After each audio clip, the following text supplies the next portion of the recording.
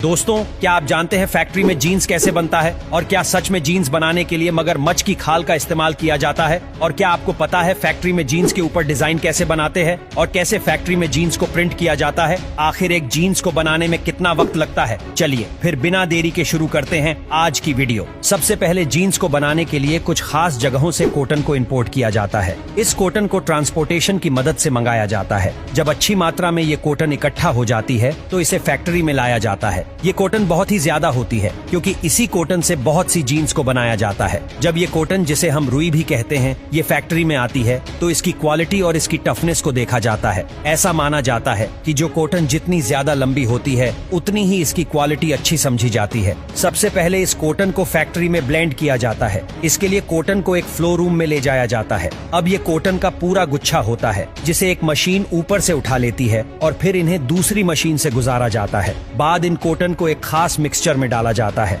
लेकिन जब इस कॉटन को इस मशीन से गुजारा जाता है तो इसमें से जो बेजान और बेकार कॉटन होती है वो अलग हो जाती है और जो फ्रेश और अच्छी क्वालिटी की कॉटन होती है वो हमें मिल जाती है। आपने देखा होगा कि ज्यादातर जीन्स का कलर या तो लाइट ब्लू होता है या फिर इंडिगो ब्लू होता है। इसी रंग की जीन्स मार्केट में बहुत ज्यादा बिकती है। इसके लिए इन धागों को इसी रंग में रंगा जाता है और इन्हें एक टाई के अंदर डालते हैं। डेनिम के कलर के लिए इन कॉटन को इंडिगो ब्लू डाई में डाला जाता है जिससे इन कॉटन में अच्छे से कलर हो सके। लेकिन एक परेशानी ये भी होती है कि ये डाई पानी को अपने अंदर सोखने की कैपेसिटी नहीं रखती है, जिसका मतलब है कि ये डाई मजबूत और पक्की नहीं है। अगर इसे जीन्स के लिए इस्तेमाल किया जाए तो ये चीज से हट जाएगी और लंबे समय तक टिकेगी नहीं। इसलिए दोस्तों, इनको इस डाई के अंदर नहीं डालते हैं बल्कि इस डाई को सोडियम हाइड्रोसल्फाइड के साथ अच्छे से मिला लेते हैं। अब आप सोच रहे होंगे कि इस केमिकल को डाई के साथ शामिल क्यों किया जाता है, तो हम आपको बता दें, जब डाई को सोडियम हाइड्रोसल्फाइड के साथ मिलाया जाता है तो ये पानी को अपने अंदर सोखने की क्षमता रखता है,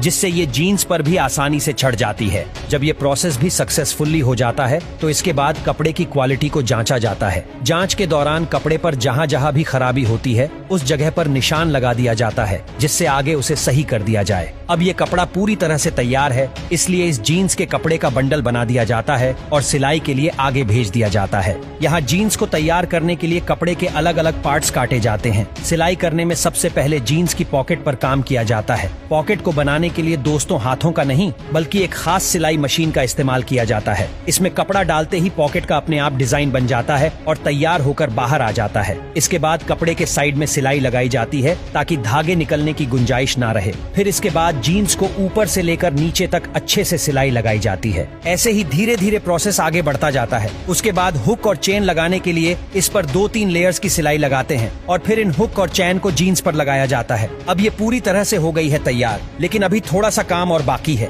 बेल्ट लगाने के लिए इसमें नाके बनाए जाते हैं और उस पर सिलाई की जाती है। जीन्स तैयार होने के बाद इन्हें वॉशिंग चैम्बर में भेजा जाता है जिससे यह अच्छी तरह से साफ हो जाए। इसके बाद फिनिशिंग की जाती है। इसके लिए एयर फ्रेशर सिस्टम की मदद ली जाती है जिससे अच्छे से इसकी सफाई हो जाए। इससे जीन्स एकदम टाइट हो जाती है और सही से इसे चेक किया जाता है। इसी समय पर जीन्स पर जो भी डिजाइन देना होता है वो दिया जाता है। डिजाइन देने के बाद लिक्विड स्प्रे छिड़का जाता है और फिर इसे डिजाइन देने के लिए एक लेजर मशीन से गुजारा जाता है। ये लेजर सिस्टम अपने आप ही जीन्स पर डिजाइन बना देता है। इसके बाद इनमें हिट दी जाती है और फिर इन जीन्स को अच्छे से ब्रांडिंग करते हैं और पैक होने के लिए जीन्स को भेज देते हैं आगे, जहां इनको पॉलीथीन में अच्छे से पैक कर दिया जाता है और फिर ये जीन्स मार्केट में बिकने के लिए बिल्कुल रेडी है।